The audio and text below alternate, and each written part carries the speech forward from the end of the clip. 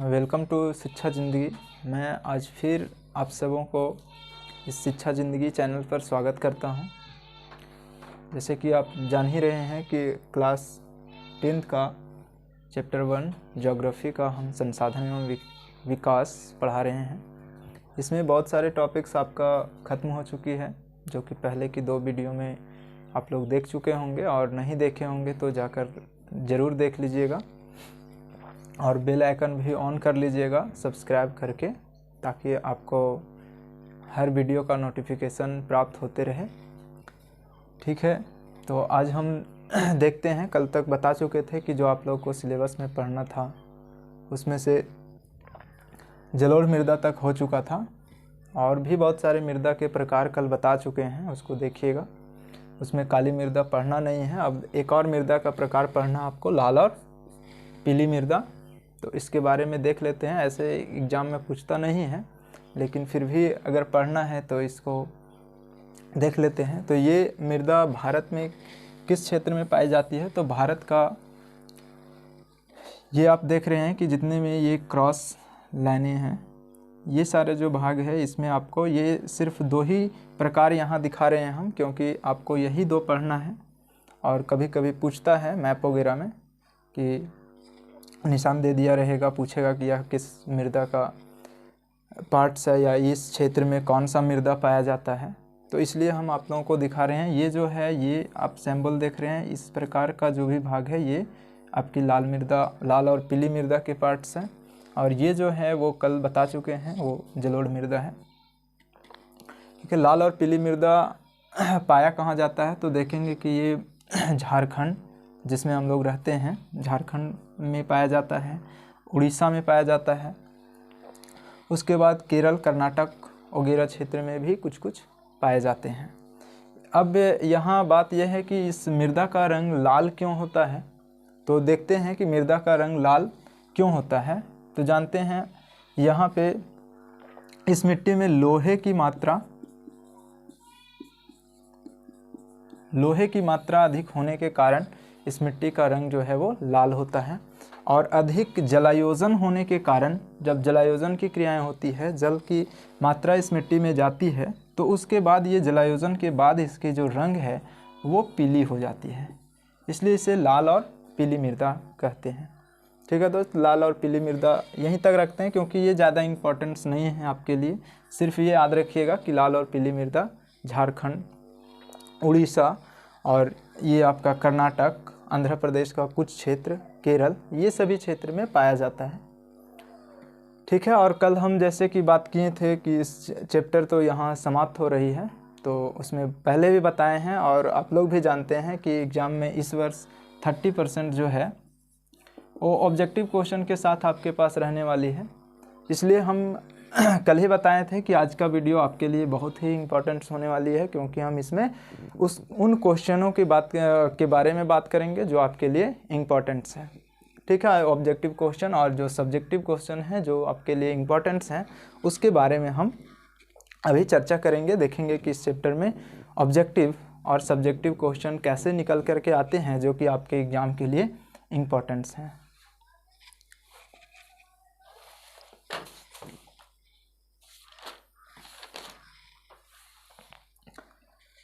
चलिए, तो हम देखते हैं कि पहला क्वेश्चन आप अपने बुक में भी देख सकते हैं, दिया हुआ है, लौह अयस्क किस प्रकार का संसाधन है? पूछा जाता है कि लौह अयस्क किस प्रकार का संसाधन है। वहाँ आपका कुछ ऑप्शन दिए हुए रहेंगे, तो उसमें आपका बुक का ऑप्शन में जो दिया हुआ है, उसमें से लौह अयस्क जो है वो किस प्रकार के संसाधन है? तो अनवीकरणीय योग्य संसाधन है। क्योंकि कल ही बता चुके थे अनवीकरणीय होता क्या है। तो लौह अयस्क किस प्रकार के संसाधन है? लौह अयस्क जो है वो लौह अयस्क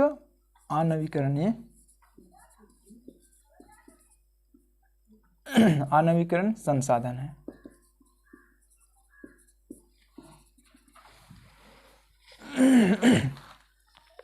दूसरा क्वेश्चन आपका है कि ज्वारीय ऊर्जा किस प्रकार के संसाधन है? तो ज्वारीय ऊर्जा हम लोग देख रहे हैं, ज्वार भाटा सूर्य और चंद्रमा की आकर्षण शक्ति के कारण उत्पन्न होती है। तो वो तो हम लोग जान ही रहे हैं कि सूर्य और चंद्रमा जब तक पृथ्वी रहेगा तब तक रहेगा। आज वो अपने आकर्षण बल लगा रहे हैं पृथ्वी के ऊपर, कल भी लगाएंगे। तो वो एक क्या है, आपका नवीकरणीय योग्य संसाधन है।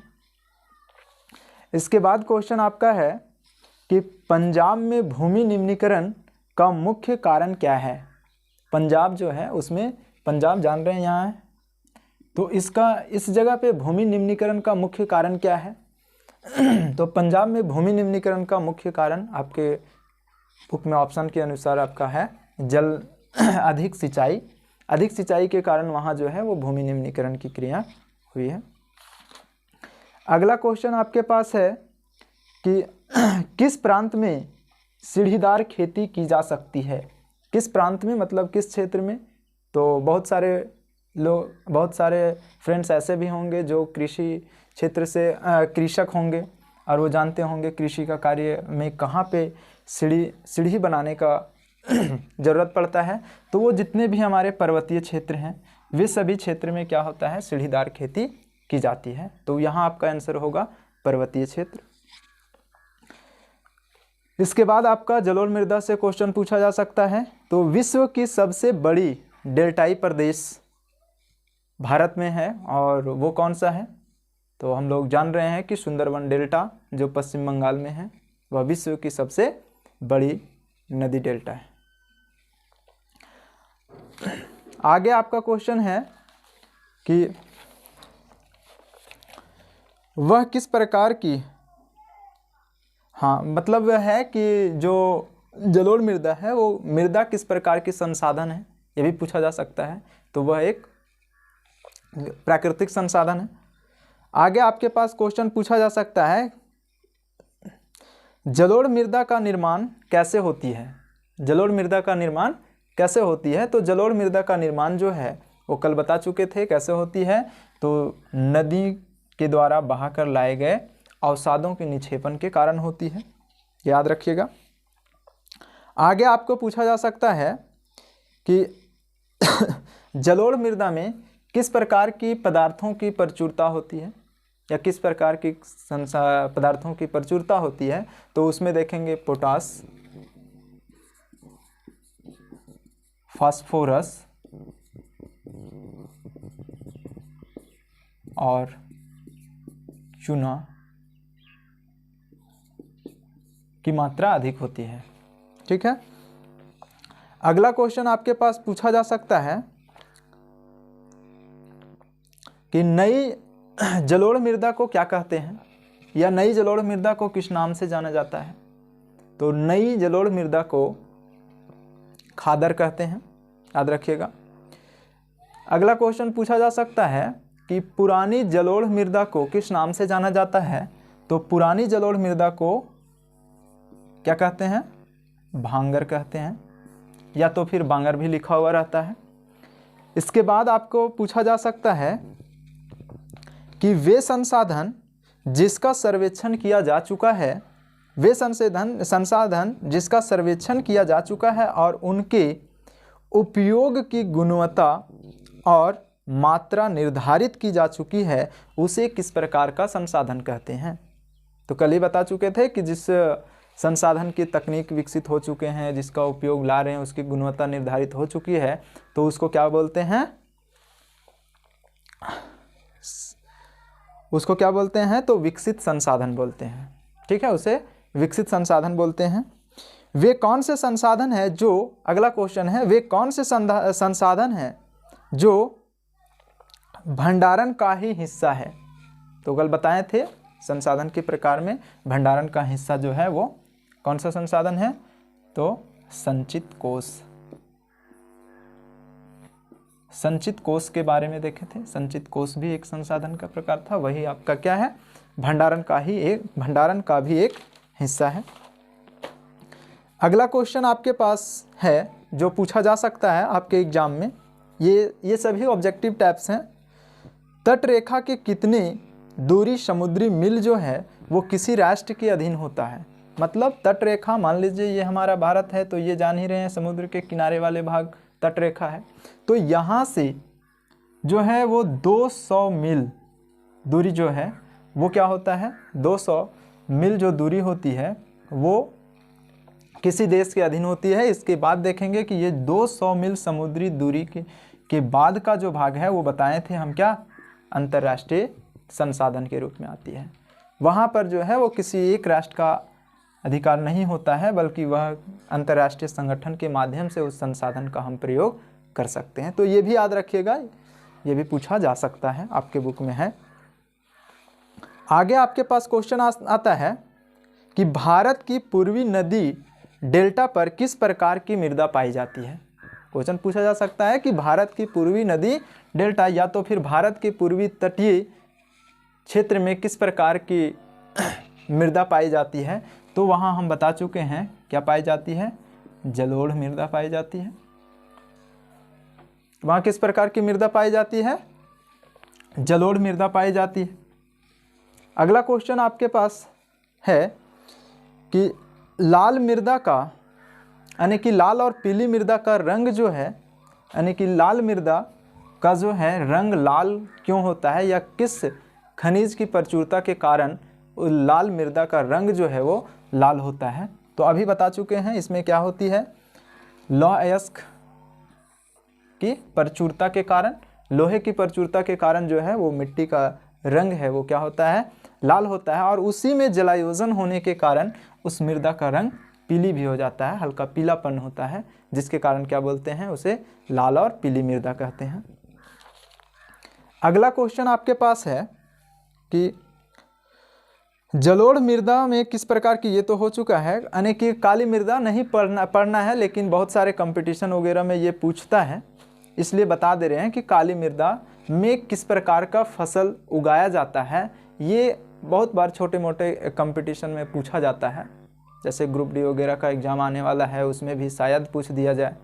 तो आप लोग जो 10th क्लास में हैं उनके लिए तो इम्पोर्टेंट है ही कि आगे आप देखिएगा, ये सब याद रखिएगा। बाकी जो नहीं हैं 10th क्लास में उनके लिए भी कुछ लाभदायक हो, क्योंकि ये सारे ऑब्जेक्टिव क्वेश्चन उनके लिए भी लाभदायक है, क्योंकि ये कंपटीशन में भी आ सकती है। ठीक है, तो यहाँ आप याद रखिएगा आप लोग कि काली मृदा जो है वो कपास की खेती के लिए अधिक उपयुक्त है। यहाँ ये भी क्वेश्चन पूछता है कि काली मृदा किस राज्य में सबसे अधिक पाई जाती है भारत के, तो वो आपका है महाराष्ट्र में। महाराष्ट्र में अधिक पाई जाती है, और महाराष्ट्र में सबसे ज़्यादा कपास की भी खेती की जाती है, क्योंकि जान रहे हैं काली मृदा अधिक है तो वहाँ कपास की खेती होगी ही। पहले ही बता चुके हैं काली मृदा जो है वो कपास की खेती के लिए उपयुक्त है। चलिए, ये आपके लिए था शॉर्ट क्वेश्चन जो कि आपके लिए पूछा जा सकता है। ये आपका 30% जो बताया गया है कि ऑब्जेक्टिव क्वेश्चन रहेगा, उसके पॉइंट ऑफ व्यू से इम्पोर्टेंट था क्लास 10th के लिए। बाकी जो क्लास 10th में नहीं है उन लोगों के लिए भी ये क्वेश्चन इम्पोर्टेंट है, उन लोगों के लिए भी जानकारी रखना अनिवार्य है। क्योंकि मान लीजिए आप 10th पास कर चुके हैं, कोई बच्चा आपको पूछ दिया, क्योंकि ये तो नहीं है कि 10th के बाद आप बोलिएगा कि हम साइंस पढ़ रहे हैं तो कॉमर्स पढ़ रहे हैं, लेकिन अगर 10th का बच्चा आपको आकर के पूछ दे कि भैया बताइए कि लाल मृदा का रंग लाल क्यों होता है, और आप वहाँ जवाब नहीं दे पाते हैं, तो थोड़ा सा परेशानी लगेगा अपने आप में। इसलिए वे सभी समस्या को दूर हटाने के लिए इस वीडियो को कम से कम आप लोग भी थोड़ा ध्यान दीजिएगा इस वीडियो के ऊपर, क्योंकि पढ़ाई कभी बेकार नहीं जाता है, कहीं भी किसी तरह से भी मिल रहा है तो उस नॉलेज को लेना चाहिए। और आशा करते हैं कि आप लोग ज़रूर देखेंगे। अब आप लोग के लिए देखते हैं 10th क्लास के लिए जो लॉन्ग क्वेश्चन है। अब तो आपके बुक में बहुत सारे लॉन्ग क्वेश्चन थे, लेकिन वे सभी क्वेश्चन आपके लिए इम्पोर्टेंट नहीं है, क्योंकि आपके सिलेबस से हटाया जा चुका है टॉपिक्स, तो उसको नहीं देखेंगे। यहाँ हम मात्र 3 क्वेश्चन के बारे में बात करेंगे, 3 से 4 क्वेश्चन जो आपके लिए इम्पोर्टेंट है। और इस चैप्टर से एक 3 नंबर का लॉन्ग क्वेश्चन पूछता है, जो कि आप लोग आसानी से लिख सकते हैं। हम इसको एक्सप्लेन कर चुके हैं, और भी अगर दिक्कत होगा तो आप नोट्स के लिए भी बोल सकते हैं, आपको नोट्स भी मिलेगी। तो पहला क्वेश्चन है आपके लिए जो बहुत इम्पोर्टेंस है, उसको हम जिस समय वर्णन कर रहे थे, एक्सप्लेन कर रहे थे इस चैप्टर को, उस समय भी बताए थे, आप लोग शायद लिखे होंगे। उसमें पहला क्वेश्चन है कि भारत की पूर्वी तटीय क्षेत्र में या भारत पूर्वी तट के नदी डेल्टाओं पर, ठीक है, आपके बुक में भी ये क्वेश्चन है कि पूर्वी तट के नदी डेल्टाओं पर किस प्रकार की मृदा पाई जाती है, इस प्रकार की मृदा की 3 मुख्य विशेषताएं बताएं। ठीक है, यानी कि पूर्वी तट की नदी डेल्टाओं पर किस प्रकार की मृदा पाई जाती है और उस मृदा का 3 गुण बताना है। ठीक है, ये क्वेश्चन बहुत इंपॉर्टेंट है, आगे पूछा भी गया है पिछले एग्जाम में, और हम उम्मीद करते हैं कि 80% कम से कम इस क्वेश्चन का इम्पोर्टेंस है आपके एग्जाम के लिए। तो आप देख लीजिएगा इसको, अगर नहीं समझ में आएगा क्वेश्चन, अभी तो आपको क्वेश्चन मिल रहा है, इसका आंसर पहले पिछले वीडियो में एक्सप्लेन किया गया है पार्ट 1 में, आप जाकर के वहाँ से देख लीजिएगा। हम आशा करते हैं कि आपको 100% समझ में आएगा और आप उस क्वेश्चन का आंसर जो है वो आसानी से दे सकिएगा। हाँ, आंसर क्योंकि क्वेश्चन में लिखा हुआ रहता है कि आंसर बच्चे अपने शब्दों में दें। ठीक है, तो वहाँ एक्सप्लेनेशन जो आप सुनिएगा उससे आपके अंदर बहुत सारे पॉइंट्स आएंगे, बहुत सारे आपके अंदर उसके बारे में जागरूकता आएगी और आप अपने पॉइंट ऑफ व्यू से बहुत ज़्यादा लिख सकते हैं। इसलिए आप एक्सप्लेनेशन को ज़रूर देखिएगा जो हम बताए हैं, और अगर आपको अच्छा लगेगा तो आप आगे अपने दोस्तों के लिए भी शेयर कीजिएगा, ताकि उन लोगों को भी लगे कि हाँ, कहीं से हमें मिला है कुछ क्वेश्चन जो कि हमारी जानकारी के लिए ज़रूरी है।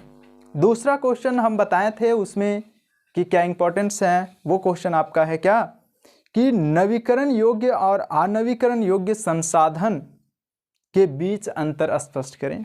नवीकरण और अनवीकरण योग्य संसाधन के बीच अंतर स्पष्ट करें।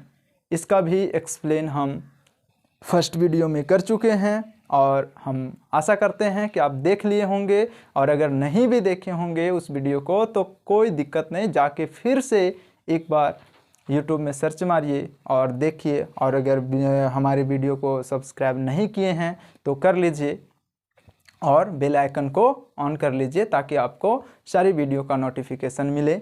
आज आपका पहला चैप्टर समाप्त हो रहा है, अगले बार दूसरा चैप्टर का अगला वीडियो में दूसरा चैप्टर का वीडियो आपको मिलेगा। एक और क्वेश्चन है आपके लिए जो इम्पोर्टेंस हैं उसको देखिए, वो है क्या, ये उतना इम्पोर्टेंस नहीं है लेकिन 50% आप इसको पढ़ लीजिएगा, इसका वर्णन कर दिए हैं हम, देख लीजिएगा एक बार इसको। बाकी तो आपके लिए जो 2 क्वेश्चन आगे बता चुके हैं वो बहुत इम्पोर्टेंट्स है, आप उसको अनिवार्य लिख लीजिएगा क्योंकि आपके पास टाइम ज़्यादा नहीं है। तो अगला क्वेश्चन बता देते हैं, विकास के स्तर के आधार पर संसाधनों का वर्णन करें या वर्गीकरण करें। ठीक है, विकास के स्तर के आधार पर संसाधनों का वर्णन करें। अगला क्वेश्चन है आपके पास एक और, बताए थे कि 4 लॉन्ग क्वेश्चन बताएंगे, 4 में से एक आपके लिए 100% पूछेगा, इसमें कोई शक नहीं है, इसलिए आप अनिवार्य देखिएगा। प्रौद्योगिकी और आर्थिक विकास के कारण संसाधनों का अधिक उपयोग कैसे हुआ।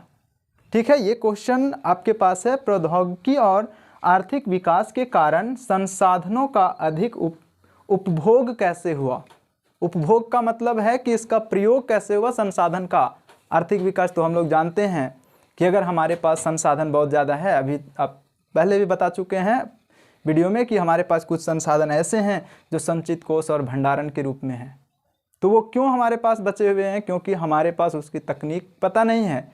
तो हम किसी भी संसाधन का उपभोग कब कर पाएंगे, जब उसके लिए हमारे पास तकनीक उपलब्ध होगा, और जब उसका तकनीक उपलब्ध होगा तभी वो वस्तु हमारे लिए संसाधन बन पाएगा, हम उसको प्रयोग कर पाएंगे। और क्या तकनीक बन जाने से, वस्तु हमारे पास बन जाने से हम उपभोग कर पाएंगे?